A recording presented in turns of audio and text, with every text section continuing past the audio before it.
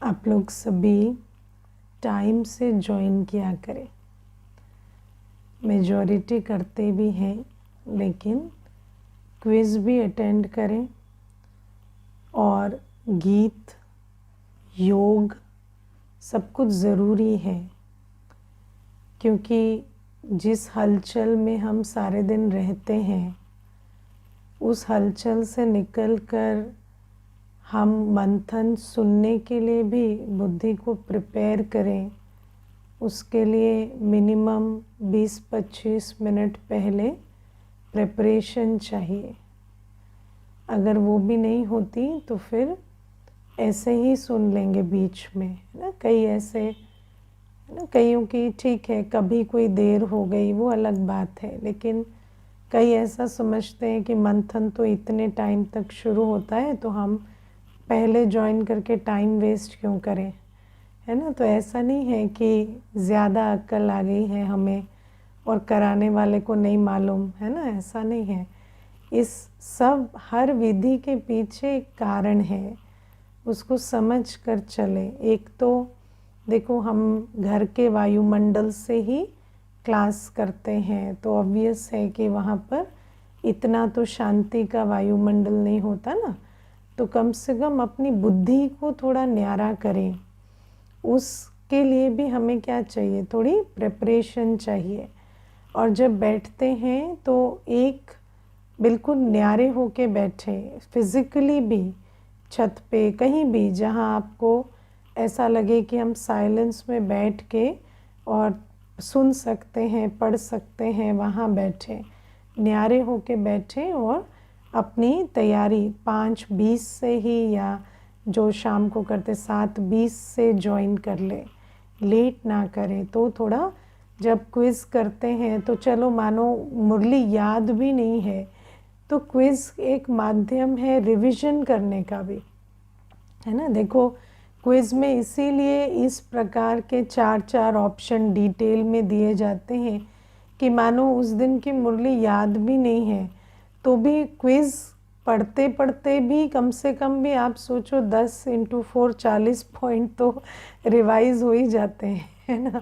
तो बाबा कहते हैं वो भी एक विधि है, इसीलिए हर विधि को अटेंशन देना है, ठीक है। और फिर अभी जो ज्वाइन अभी तक नहीं किए उन्होंने ये लेक्चर भी नहीं सुना है ना, तो ये भी प्रॉब्लम है कि जो टाइम से आएंगे वो पंक्चुअलिटी की बात सुनेंगे, जो लेट आएंगे वो पंक्चुअलिटी की क्लास भी नहीं करेंगे तो ये भी कमाल की बात होती है। अच्छा, तो आज बाबा हमें कहते हैं कि मैं तुम्हारी बुद्धि का ताला खोलता हूँ।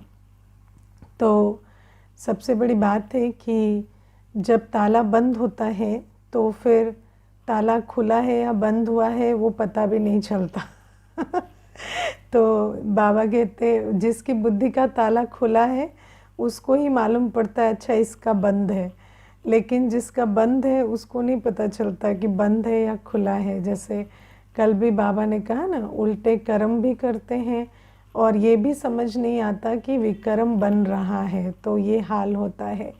मैं कभी कभी विचार करती हूँ कि कलयुग और संगम युग में जैसे बाबा कहते हैं रात और दिन का अंतर है ना। तो जैसे रात और दिन में पूरा अंतर होता है 100%, ऐसा कलयुग और संगम युग में 100% अंतर है। अगर देखा जाए तो जो सत्य है और जो हम जिस प्रकार से कलयुग में चल रहे होते हैं उसमें कोई भी मिडिल पॉइंट भी नहीं है वो टोटली ऑपोजिट है। तो इसीलिए कभी कभी कितनी भी कोशिश करते हैं पर ठीक से सत्य की लाइट में रहना 24 घंटे थोड़ा मुश्किल होता है, क्योंकि स्लिप हो जाते हैं फिर उधर, है ना, क्योंकि इतने जन्मों तक रहे हैं अंधकार में। लेकिन देखो बाबा की भी कमाल है कि ऐसे अंधेरे में बिल्कुल डूबी हुई आत्माओं को भी बाबा निकाल कर उजाले में बिठा देते हैं सिर्फ अपने पुरुषार्थ से। मैं तो समझती हूँ आत्मा को तो पुरुषार्थ भी बाबा करा रहा है बल भर कर, बाकी मेहनत तो सारी बाबा ही कर रहे हैं। तो बाबा आज कहते हैं कि मैं तुम्हारी बुद्धि का ताला खोलता हूँ और तुम राइट और रॉन्ग में अंतर समझते हो। तो बुद्धि जो है वो वृत्ति, दृष्टि सबके लिए रिस्पॉन्सिबल है। बुद्धि ही बुद्धि के आधार से ही वृत्ति होती है, दृष्टि होती है, परख शक्ति होती है, निर्णय शक्ति होती है, सब कुछ बुद्धि के आधार से होती है। और बाबा ने आज हमें बताया कि माया बुद्धि का ताला बंद कर देती है। तो जब हमारे अंदर 5 विकार प्रवेश हो जाते हैं आत्मा के अंदर, तो फिर जो दृष्टि है वो बहुत दैहिक हो जाती है, दृष्टि भौतिक हो जाती है, मटेरियल हो जाती है, और बुद्धि में जो परख शक्ति है, निर्णय शक्ति है, वो नहीं रहती। उसको आत्मा, परमात्मा, कर्म, कोई चीज़ और समझ में नहीं आती। तो बाबा कहते हैं मनुष्य सोचता तो यही है कि हम सब कुछ अच्छा कर रहे हैं, ठीक कर रहे हैं, लेकिन माया जो है वो बुद्धि का ताला बंद कर देती है और माया हमें विकारों में गोते खिलाती रहती है।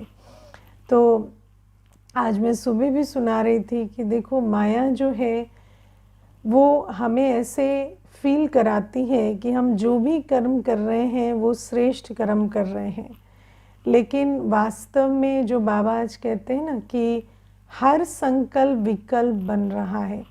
आप आज सुनकर ऐसे हैरान नहीं हो रहे थे कि क्या सचमुच हमारा हर संकल्प विकल्प बन रहा होता है कलयुग में? क्योंकि कभी कभी सोचने से भी ऐसा लगता है कि पता नहीं ऐसे कैसे, क्या सच में हर संकल्प विकल्प बन रहा है? कुछ तो हम ठीक कर भी रहे होंगे ना, कभी गलती से भी कुछ ठीक तो होता होगा। लेकिन बाबा आज कहते हैं ऐसे नहीं कि कुछ संकल्प विकल्प बनते हैं।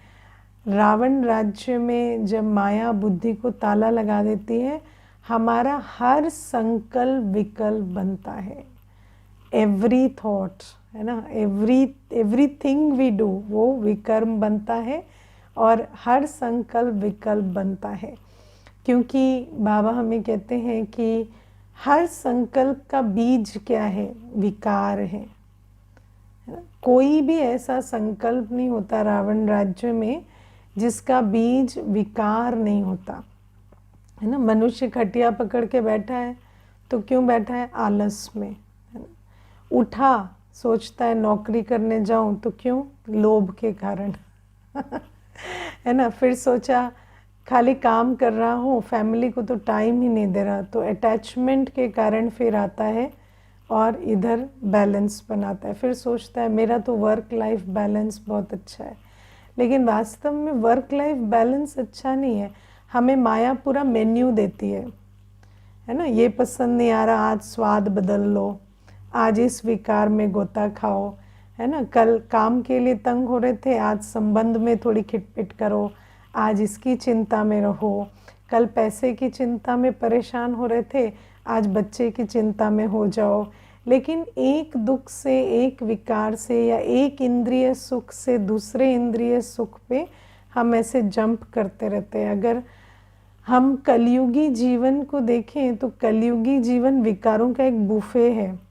एक विकार से दूसरे की तरफ हम जैसे स्वाद बदल बदल के जाते रहते हैं, लेकिन अल्टीमेटली हर कुछ विकार है। जैसे दुनिया में आजकल क्या होता है कि पार्टी होती है ना, तो मैदे की 50 वैरायटी बना देते हैं, है ना। तो आप स्वाद तो बदल रहे हैं लेकिन हेल्थ वैसी ही रह रही है कि हर कुछ अनहेल्दी है, लेकिन स्वाद बदलता जा रहा है। तो ऐसे ही बाबा हमें कहते हैं कि यहाँ भी क्या है कि आत्मा के लिए तो सब कुछ जो है वो विकर्म ही बना रहा है, लेकिन टेस्ट चेंज होता रहता है ना। व्यक्ति का, संकल्पों का टेस्ट चेंज होता रहता है। देखो जब कोविड आया ना, तो मुझे कोई पूछ रहे थे कि जो विदेश में एक बार ऐसे न्यूज़ आई कि, और बाद में तो यहाँ भी देखा गया कि व्यक्ति कहता है कि मैं बीच पे जाऊँगा और एंजॉय करूँगा, मरूँगा भले लेकिन, है ना, एंजॉय करूँगा, है ना। या कई बार ऐसा होता है कि कोई व्यक्ति किसी बात से पीड़ित है, मानो डायबिटीज़ से पीड़ित है, तो कुछ समय तक तो बहुत प्रिकॉशन रखता है, मुझे चीनी नहीं खानी है, कुछ नहीं करना है। फिर अंत में कहता है खूब चीनी खाऊंगा, खा खा के मरूंगा, है ना। मुझे मृत्यु की परवाह नहीं है। तो ऐसे भी कई बार देखा जाता है। तो बाबा हमें कहते हैं कि कई बार ना ऐसे प्रश्न पूछते हैं भाई बहनें कि जब ऐसा हो रहा है तो क्या सचमुच वो आत्म अभिमानी हो गए हैं कि उनको मृत्यु का डर नहीं है ना। तो स्पेशली उस कोविड के टाइम पे मुझे किसी ने प्रश्न पूछा था कि ये जो कह रहे हैं कि हम अभी बीचेस पे जाएंगे, मरना हो तो मर जाएंगे, लेकिन हम ऐसे घर में बंद नहीं रहेंगे, भले ही बीमारी हो जाए, कुछ भी हो जाए, लेकिन हम अपनी स्वतंत्रता को नहीं छोड़ेंगे। तो क्या दीदी सचमुच इनको मृत्यु का भय खत्म हो गया है? तो क्या आत्मिक सोल रियलाइजेशन हो गई है या क्या हो गया है? तो क्या हुआ है बताओ? ये हुआ है कि जो डर का विकार था उस पर इच्छाओं का विकार हावी हो गया है। एक विकार पर दूसरा विकार हावी हो जाता है। ये जो विकार ही रहता है, लेकिन एक विकार दूसरे विकार को सब्स्टिट्यूट कर देता है ना। कई बार आप देखना कि जैसे कोई पाप करने जा रहा है क्रोधवश या कामवश, लेकिन रुक जाता है। और क्यों? क्योंकि उसको डर लग जाता है कि अगर ये किया तो फंस ना जाऊं, प्रॉब्लम ना आ जाए। तो उस समय क्या हुआ? भय उस विकार पर हावी हो गया है।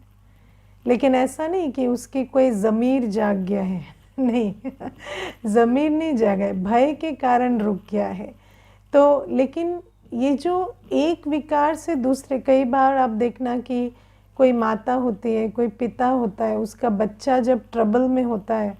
मैंने एक पिता को देखा कि उसके बच्चे को किसी ने कहा, तो वैसे पिता जो है बहुत शांत स्वभाव का था, लेकिन जब बात बच्चे की आई तो वो बहुत लड़ा वहाँ पर और हाथापाई पे भी उतर आया है ना। तो सभी परिवार में बहुत शॉक्ड हो गए कि इस प्रकार से ये कैसे रिएक्ट किए। ये तो बहुत शांत व्यक्ति है, कभी साइड से उठते भी नहीं है, लेकिन मोह जो है वो प्रभावी हो गया है ना। और फिर मोह ने क्रोध का भी रूप ले लिया। तो वो जो एक आदत थी कि आई डोंट केयर है ना, वो भी क्या होता है, मोह के कारण वो एंगर जो है वो आया। तो बाबा कहते हैं कि हर आत्मा जो है, जो शांत बैठी है, उसके पीछे भी कारण विकार है जो विकारी बन रही है उसके पीछे भी कारण विकार है। तो ये बड़ा इंटरेस्टिंग है कि अगर आप हर बिहेवियर के पीछे देखें तो कारण क्या है? विकार ही है ना। अभी देखो, एक बहन है, कन्या है, तो रोज़ क्लास में आती है, बहुत अच्छे से चल रही है ज्ञान में। तो अभी मैंने पीछे उसको पूछा जीवन कहानी की क्या बात है, मतलब इतना सीरियस एकदम से आते ही आप इतने लगन में आ गए, तो किस कारण से? तो ट्रॉमा है अंदर है ना, ट्रॉमा है, रिलेशनशिप में धोखा खाया है, तो वो ट्रॉमा जो है वो चला रहा है। तो कई बार ऐसा होता है कि लगता है कि डिसिप्लिन है, लेकिन डिसिप्लिन नहीं है, ट्रॉमा है ना। कई बार ऐसा होता है कि कोई व्यक्ति कोई व्यसन या किसी चीज़ में बहुत समय रहा, फिर उसको बीमारी आ गई है, तो खूब सुबह उठ के एक्सरसाइज कर रहा है, भोजन हेल्दी खा रहा है, डिसिप्लिन में चल रहा है। देखने वाला सोचेगा इनका बड़ा हृदय परिवर्तन हुआ है, लेकिन कुछ नहीं, पहले वो विकारी था, अभी डरा हुआ है तो और जैसे ही वो डर खत्म हो जाता है, जैसे ही डॉक्टर कहेगा ना अभी आप रेड लाइन के थोड़ा इधर हैं, उसका फिर से वही शुरू हो जाता है, वही पुरानी चाल ढाल। तो कोई परिवर्तन नहीं आया संस्कारों में। तो बाबा कहते हैं ये जो जब हमारी बुद्धि को ताला लगा होता है ना, तो हमें माया पूरे बुफे में बहुत सारे रस दिलाती रहती है और एक विकार से दूसरे पे जंप करा करा के, है ना, एक एंटरटेनिंग लाइफ देती रहती है। लेकिन उसमें हमारी जो स्पिरिचुअल एनर्जी है वो धीरे धीरे धीरे धीरे घटती घटती जा रही है। तो वो हम नहीं देख पाते कि कैसे बाबा जैसे कभी कभी चूहे का एग्जाम्पल देते हैं ना, चूहा काटता भी और फूंकता भी है, तो फूंक फूंक के माया काटती जाती है ना। तो ये चलता रहता है। लेकिन बाबा फिर जब आते हैं तो बाबा हमें बुद्धि देते हैं। बुद्धि माना कि देखो तुम कौन हो, कैसे हो। और बाबा फिर हमें सिर्फ विकारों की ही समझ नहीं देते, सिर्फ पाप पुण्य की समझ नहीं देते, बाबा हमें रियलाइज़ भी कराते हैं कि हम आत्मा में मन बुद्धि है और हम अपनी परिस्थितियों या अपनी इंद्रियों के गुलाम नहीं हैं। हम आत्मा के पास चॉइस है, हम अपना कर्म चुन सकते हैं। बाबा हमें उद्देश्य देते हैं, अपनी शक्तियों से परिचित कराते हैं, ज्ञान देते हैं, लक्ष्य देते हैं, बाबा से कैसे शक्ति लेनी है वो विधि सिखाते हैं। तो बाबा हमें हमारी बुद्धि का ताला धीरे धीरे खोलते जाते हैं, और जब बाबा हमारी बुद्धि का ताला खोलते हैं तो फिर बाबा जैसे आज कहते हैं ना, मन में संकल्प आया लेकिन बुद्धि उसको जज करती है कि ये संकल्प में मुझे कर्म में लाना है या नहीं लाना है, क्योंकि संस्कार इतनी जल्दी नहीं बदलते, है ना। तो संस्कार तो पुराने ही हैं, संस्कार तो जो हमने इतने समय विकर्म किए हैं ना, उस आधार से हमारे संस्कार पतित हैं, और मन का कनेक्शन तो संस्कारों से है। तो मन में तो अभी भी विकल्प आते हैं कि नहीं आते हैं ना, मन में तो विकल्प आते हैं, लेकिन बाबा कहते हैं अब तुम्हें बुद्धि मिली है, और सिर्फ बुद्धि नहीं मिली है, बुद्धि को बल भी मिल रहा है। जितना योगी रहते हैं उतना बल भी मिलता है बुद्धि को। तो बुद्धि जान पा रही है कि मन में क्या चल रहा है, कितना विकारी संकल्प चल रहा है, संकल्प की क्वालिटी क्या है, इस संकल्प का आदि मध्य अंत क्या होगा। अभी ये संकल्प तो आ रहा है, लेकिन अगर ये कर्म में आया तो क्या होगा, अब सब कुछ समझ में आता है। और फिर बुद्धि के पास इतनी ताकत आ जाती है कि बुद्धि कहती है नहीं, स्टॉप, उस संकल्प को परिवर्तन करती है, चेक करती है, चेंज करती है। तो बाबा कहते हैं इस आधार से फिर हम अपने संकल्पों को विकल्प बनने से या संकल्पों को विकर्म बनने से हम रोक पाते हैं। और फिर सिर्फ यही नहीं, बुद्धि क्योंकि हमें समझ मिल जाती है मैं कौन हूँ, किसका हूँ, मेरा लक्ष्य क्या है, तो हम उस आधार से बुद्धि बल से नए संकल्प भी रचते हैं, जो संकल्प हमें पुण्य का खाता जमा करने के लिए प्रेरित करते हैं। तो बाबा हमें याद किसको करना है, कौन से संकल्प रचने हैं, कैसे बोलने हैं, तन मन धन से क्या कर्म करने हैं, ये सारा ज्ञान बाबा हमें देते हैं, ये बुद्धि देते हैं। और फिर इस दिव्य बुद्धि के आधार से हम श्रेष्ठ कर्म करने लगते हैं। तो ये बाबा आज हमें समझा रहे हैं। लेकिन हम अपने आप को पूछें कि क्या हम जो बाबा हमें दिव्य बुद्धि की गिफ्ट दे रहे हैं वो हम यूज़ कर रहे हैं, या अभी भी जो संकल्प है वो विकल्प बनने देते हैं, क्योंकि आलस भी बहुत है ना, तो इतना चौकन्ना रहकर अटेंशन देकर चलते हैं, इतना अपने कर्म की गति को सीरियसली लेते हैं, या अभी भी अपने संकल्पों को विकल्प बनने देते हैं, है ना। ये भी हमें देखना पड़ेगा, क्योंकि गिफ्ट तो बाबा ने दे दी, पर यूज़ हम कर रहे हैं या नहीं वो हमें स्वयं को सोचना है ना। कर रहे हैं, कौन कौन अच्छी तरह से यूज़ कर रहे हैं दिव्य बुद्धि की गिफ्ट को, और अपने संकल्पों को चेक और चेंज करते हैं, और है ना, क्योंकि कई बार ऐसा होता है कि सोचते तो हैं कि हम संकल्पों को चेक और चेंज कर रहे हैं।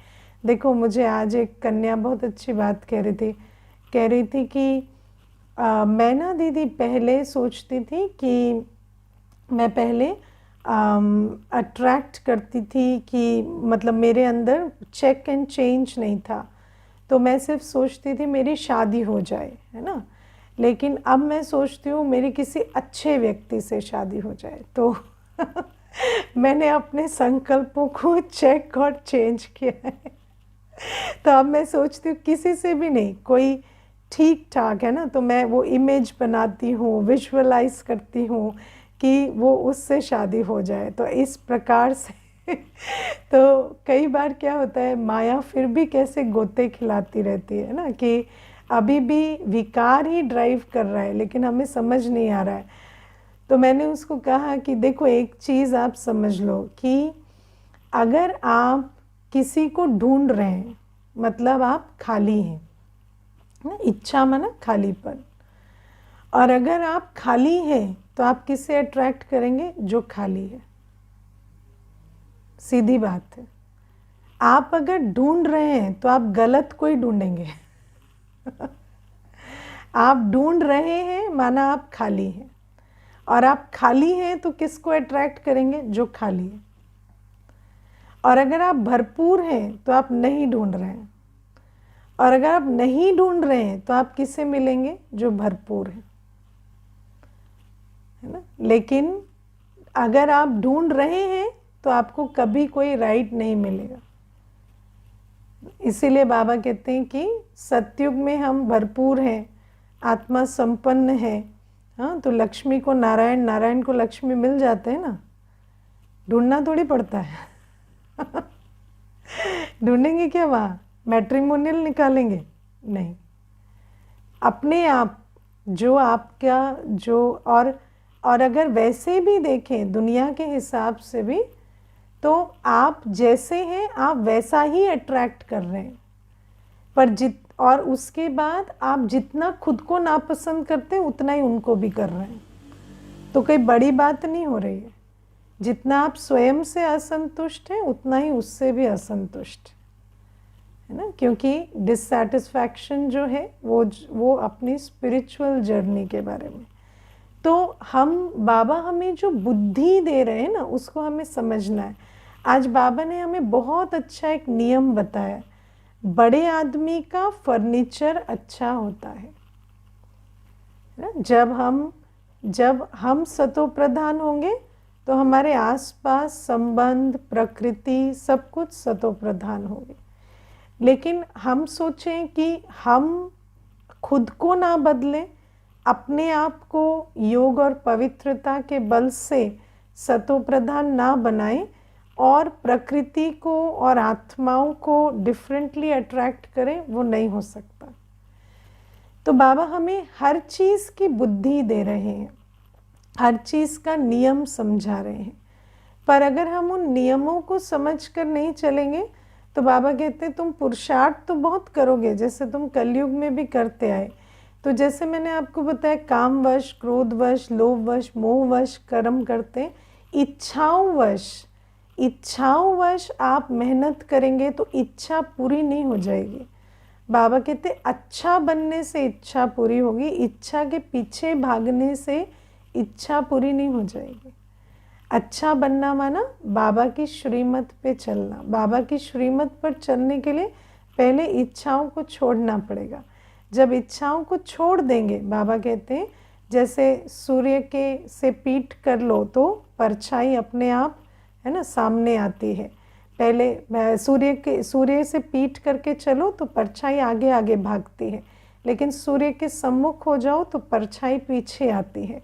ऐसे बाबा कहते हैं अगर तुम इच्छाओं के पीछे भागेंगे तो इच्छाएं सदा आगे आगे भागेंगे, और तुम जैसे इच्छाओं को पीठ कर देंगे, ज्ञान सूर्य के सम्मुख हो जाएंगे, तो इच्छाएं आपे ही पीछे पीछे आएंगी। तो बाबा हमारी बुद्धि का ताला बहुत अच्छे से खोल रहे हैं, सिद्धांत समझा रहे हैं, नियम समझा रहे हैं। बाबा कहते तुम एक आत्मा हो, तुम्हारे पास मन बुद्धि है, तुम्हारे पास चॉइस है, तुम्हारे पास शक्ति है, तुम जो कर्म करना चाहो वो कर सकते हो, और तुम परमात्मा शक्ति से है ना चल सकते हो। तुम्हें कोई परिस्थितियाँ या आत्माओं की आवश्यकता नहीं है अपने आप को चलाने के लिए। तो बाबा हमें सेल्फ रियलाइज़ कराते हैं। बाबा हमें कहते हैं तुम भक्ति भी करते हो तो भक्ति भी तुम्हारी रॉन्ग हो जाती है, क्योंकि तुम भक्ति जो करते हो वो मुझे, मैं जो हूँ, जैसा हूँ वैसा जान कर नहीं करते, है ना। आज बाबा बहुत अच्छे से कहते हैं कि जब तुम मुझे याद करते हो, तुम्हारी बुद्धि में होना चाहिए कि मैं एक छोटा सा बिंदु हूँ और मैं ज्ञान का सागर हूँ। तो बाबा याद आता है तो बाबा का ज्ञान भी याद आना चाहिए, और बाबा याद आता है तो मीठे बच्चे याद आना चाहिए। अगर मैं बाबा की याद में भिखारी बनकर बैठी हूँ तो इसका मतलब मुझे यथार्थ समझ में नहीं आ रहा कि मैं तो बाबा का बच्चा हूँ, अधिकारी हूँ। तो बाबा कहते कि मैं छोटा सा बिंदु हूँ और मैं हूँ ही ज्ञान का सागर। आप जब अपने स्कूल के टीचर्स को याद करते हैं, तो मैथ्स टीचर को याद करते हैं तो 2-4 इक्वेशन याद आ जाते हैं कि नहीं? मैथ्स टीचर जो बोल रहा है वो भी याद आता है ना। वो ब्लैक बोर्ड के सामने खड़ा है और बोल रहा है और कुछ कर रहा है, तो वो भी याद आता है कि वो ये वाला इक्वेशन लिख रहे हैं या ये टाइप कर रहे हैं।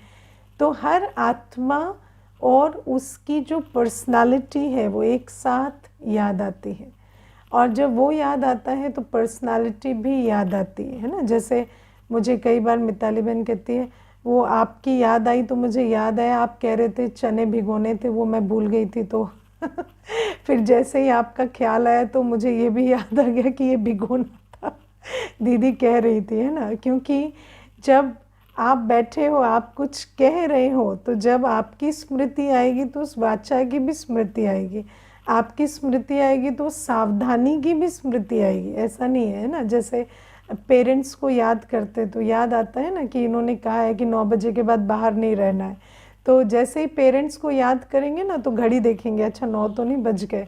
तो क्यों? क्योंकि पेरेंट्स के साथ उनकी सावधानी भी याद आएगी। तो बाबा कहते हैं मैं छोटा सा बिंदु रूप हूँ और मैं ज्ञान का सागर हूँ। तो जैसे ही मैं स्मृति में आऊँगा तो मेरा पूरा ज्ञान भी तुम्हें स्मृति में आएगा।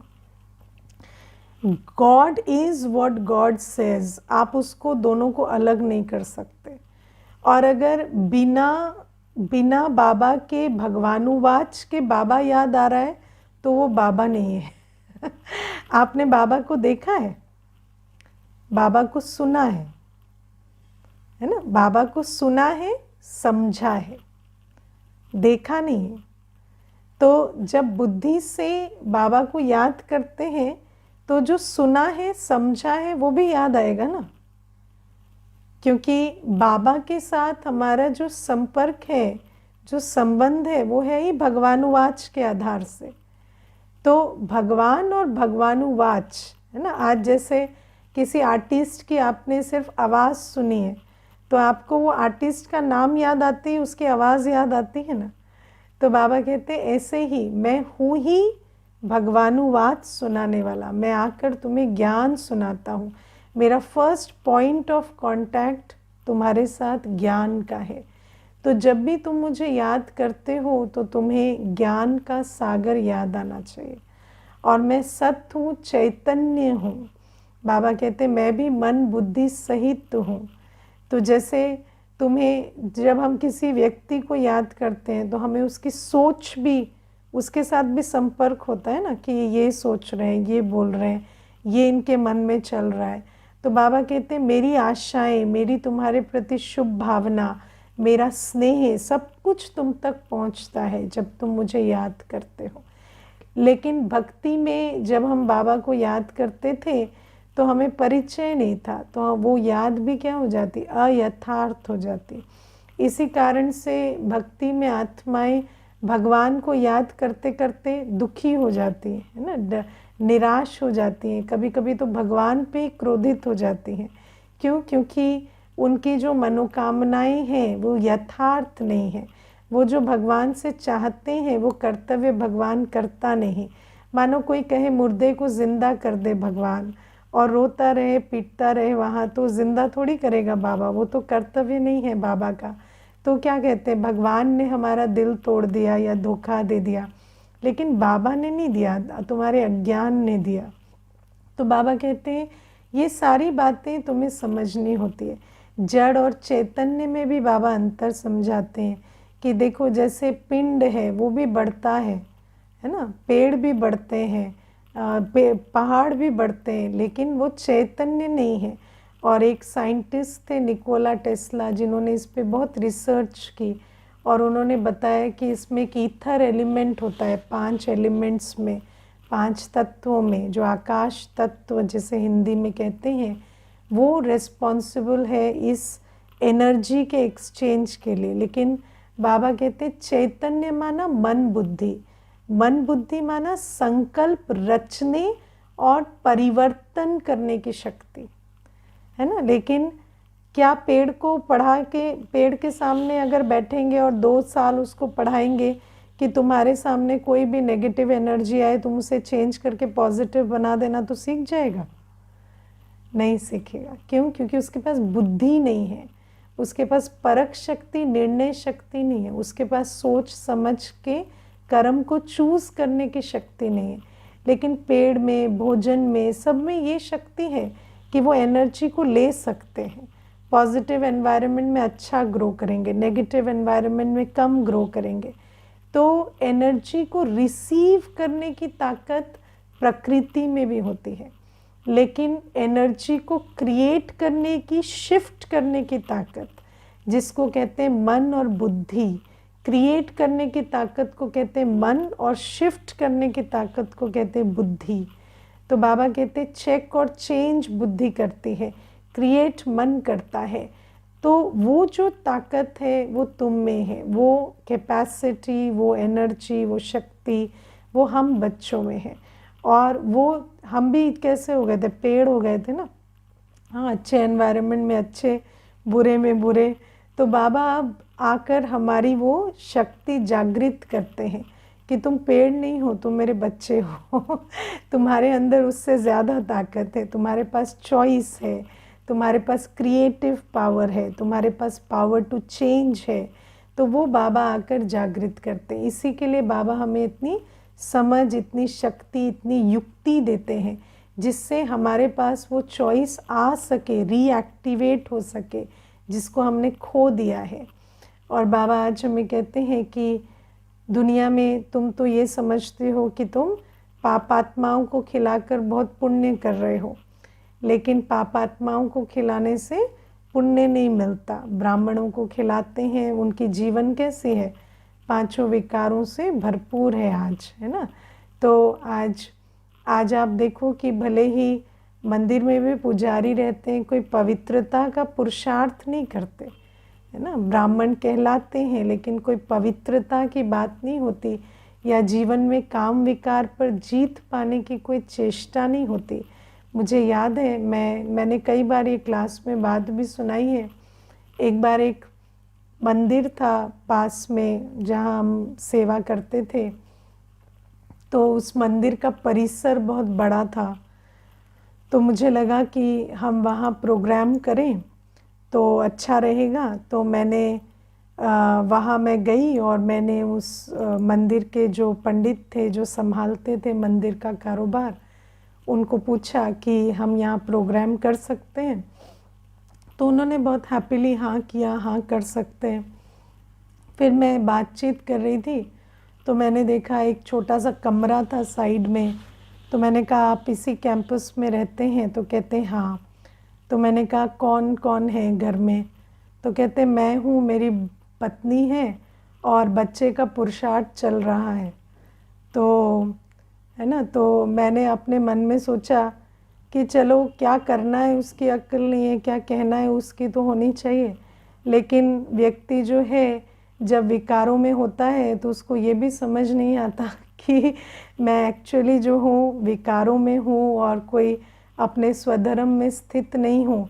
तो ये मैं आपको प्रैक्टिकल एक बात बता रही हूँ। और बाबा हमें कहते हैं कि कोई भी आत्मा आज दुनिया में जो है वो काम विकार पर जीत पाने की चेष्टा नहीं कर रही है। हालांकि गीता सब पढ़ रहे हैं, सुना रहे हैं, लेकिन सब उसी कामी जीवन में है।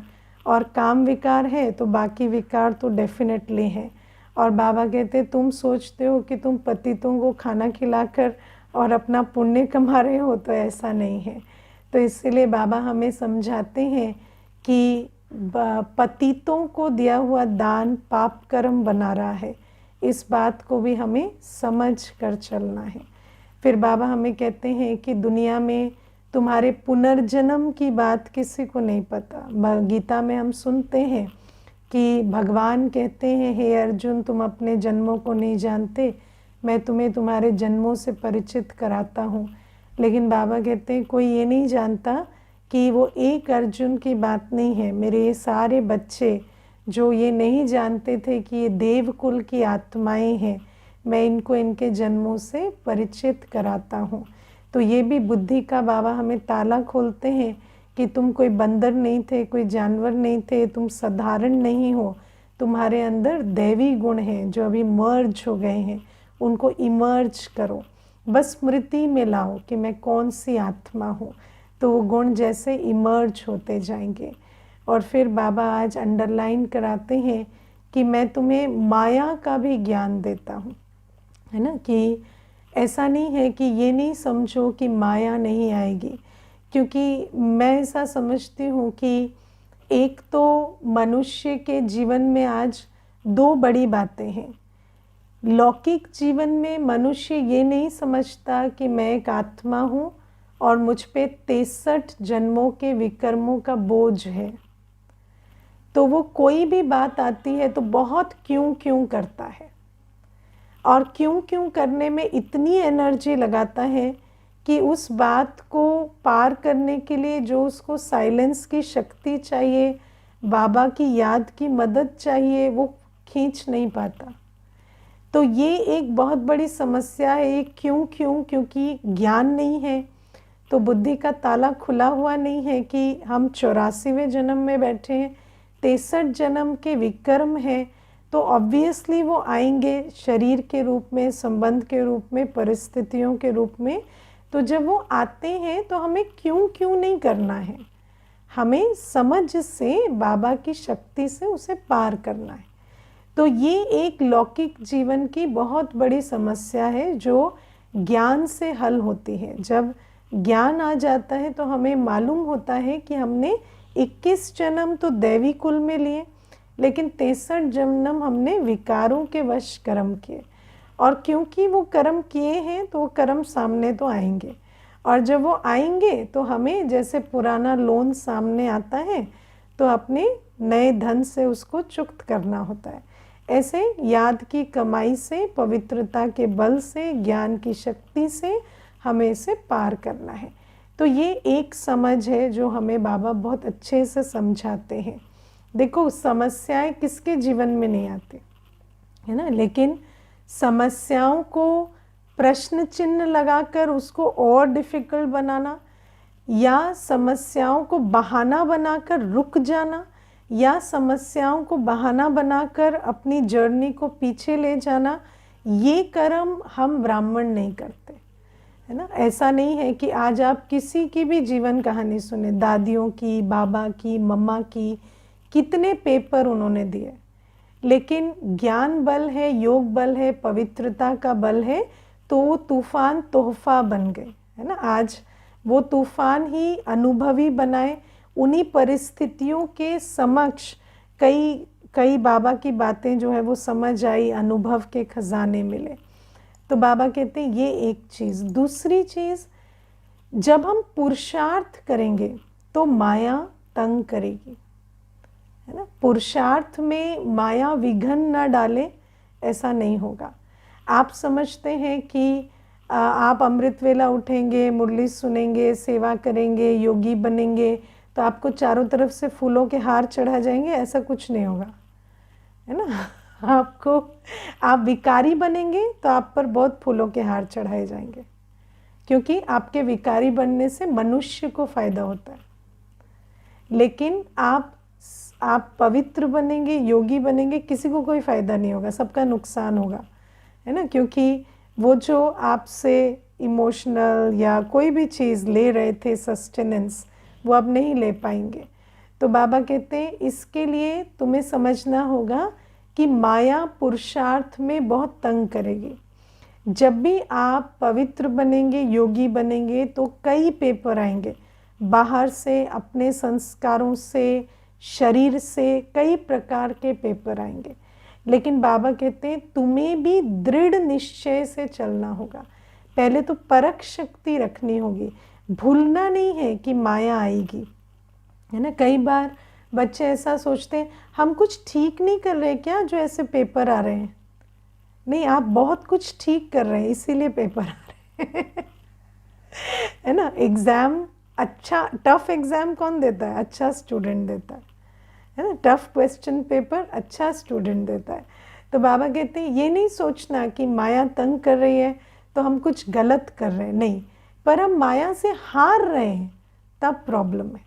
माया तो आएगी, है ना, बहुत हैपनिंग लाइफ होती है बीके लाइफ, है ना, क्योंकि कई प्रकार के विघ्न, कई प्रकार की बातें, कभी कभी बाहर वाले सब शांत हो गए तो आपका अपना मन आपको ऐसे क्रेजी कर देगा कि सोच भी नहीं सकेंगे, है ना, कि सर भारी हो रहा है, माथा घूम रहा है, इतने संकल्प चल रहे हैं, इतनी खींच हो रही है विकारों की। तो बाबा कहते हैं ये सारा कुछ होगा, लेकिन उसमें तुम्हें क्या समझना है कि हाँ, ये मत कहो खुदा से मेरी मुश्किलें बड़ी हैं, ये मुश्किलों से कह दो मेरा खुदा बड़ा है। तो वो याद रख के हमें चलना है कि मेरे साथ बाबा है, मेरी विजय निश्चित है, मुझे वर्षा बाबा से लेकर ही छोड़ना है, और बाबा का ज्ञान, बाबा की याद के बल से हमें उस बात को पार करना है ना। स्माइल नहीं जानी चाहिए, कितना भी अंदर से बाहर से तूफान आए ना, आप बाबा को याद करो और बाबा को कहो बाबा ये सब हो रहा है पर आप और मैं ठीक चल रहे हैं ना, we are together and everything is okay, है ना। तो ये बाबा कहते हैं कि ये भी हमें बाबा समझ देते हैं कि लौकिक में भी कर्म बंधन के विघ्न भी आएंगे और अलौकिक जीवन में भी माया के विघ्न आएंगे। माया के विघ्न कर्म बंधन टाइप नहीं होते, माया के विघ्न ऐसे होते हैं कि लगेगा अच्छा ये पवित्रता के लिए इतनी जिद कर रहे हैं ना, तो पतित बन जाए तो शायद प्रॉब्लम सॉल्व हो जाएगी, है ना। तो माया के विघ्न इस प्रकार के होते हैं, माया के विघ्न श्रेष्ठ कर्म नहीं बनने देते। तो अच्छा प्रश्न है एक, वंस यू सेड अपना योग घर टूटता है तो something wrong with it, but if spouse says he will give divorce if we are pavitra, then is it okay to face or something wrong with our yoga? Sometimes I get confused about this. नहीं, कोई घर क्यों टूटेगा ऐसा कोई divorce नहीं देता है ना। देखो कल हमने ये बात की थी ना, कल की नहीं, कल अच्छा ऑफलाइन क्लास में सुना रही थी। देखो क्या है कि जब हम ज्ञान में चलते हैं तो हमें ये समझना होता है कि काम विकार इतना बड़ा इशू क्यों बन रहा है, क्योंकि कहीं ना कहीं हमारा जो संबंध है वो पूरी तरह से काम विकार पे ही आधारित है। लेकिन एक संबंध के लिए काम विकार तो चलो एक कलयुगी जो रावण मत के आधार से आया, लेकिन एक संबंध की भित्ति कहाँ है? शुभ भावना में, स्नेह में, आपस में एक दूसरे की उन्नति कराने में। तो हम वो देखें कि वहाँ कोई कमी तो नहीं हो रही, हम नॉलेजफुल, लवफुल, पावरफुल होकर चल रहे हैं। क्योंकि कई बार ऐसा होता है कि हम ये तो समझ रहे हैं कि हमें पवित्र रहना है, लेकिन हम संबंध में जब चल रहे हैं तो बाबा ने जो हमें आत्मिक दृष्टि का अभ्यास दिया है, या स्नेह स्वरूप होकर चलने की बात कही है, या शुभ भावना, शुभकामना करने की बात कही है, या देहाभिमान में ना रहने की बात कही है, क्या हम उनको ध्यान दे रहे हैं? क्योंकि कई बार ऐसा होता है कि रिएक्शन उतने ही चल रहे हैं, जवाबदारी चल रही है, इतना कड़वा बोल चल रहा है, अंदर नेगेटिव संकल्प चल रहे हैं, वो सब कुछ चल रहा है, तो हम श्रीमत बस पीस मील मान रहे हैं कि बस हमें पवित्र रहना है, बाकी चीज़ों में हम श्रीमत नहीं मान रहे। तो वहाँ पर भी श्रीमत का उल्लंघन हो रहा है। नहीं तो मैं समझती हूँ कि जो रूहानी स्नेह की भावना है उससे तो नए संबंध इतने पक्के बन जाते हैं, तो पुराने संबंध क्यों नहीं चलेंगे, है ना। लेकिन कहीं ना कहीं हम श्रीमत की आड़ ले रहे हैं, लेकिन श्रीमत का उल्लंघन भी कर रहे हैं, इसी कारण से वो संबंध टूट रहे हैं। वरना एक आत्मा क्या सिर्फ किसी को भोगवाद ही दे रही है कि वो उस कारण से उसको छोड़ दे, है ना। इसका मतलब तो उसको छोड़ ही देना चाहिए अगर हमारी कोई और यूटिलिटी ही नहीं है ना। लेकिन मैं एक आत्मा हूँ, मैं परमात्मा की संतान हूँ, तो मेरे संग में तो उस आत्मा को कितनी प्राप्ति होनी चाहिए। तो मेरा संग तो इतना वैल्यूएबल होना चाहिए कि काम विकार बहुत छोटी चीज़ हो जाए उसके लिए। लेकिन मैं परमात्म संतान अगर उतनी वैल्यू से नहीं चल पा रही हूँ तो फिर वो व्यक्ति उसको मिस करता है और उसको लगता है मेरे जीवन में एक खालीपन है, क्योंकि जो बाबा की गिफ्ट्स हैं वो उसको अनुभव नहीं हो रही, है ना।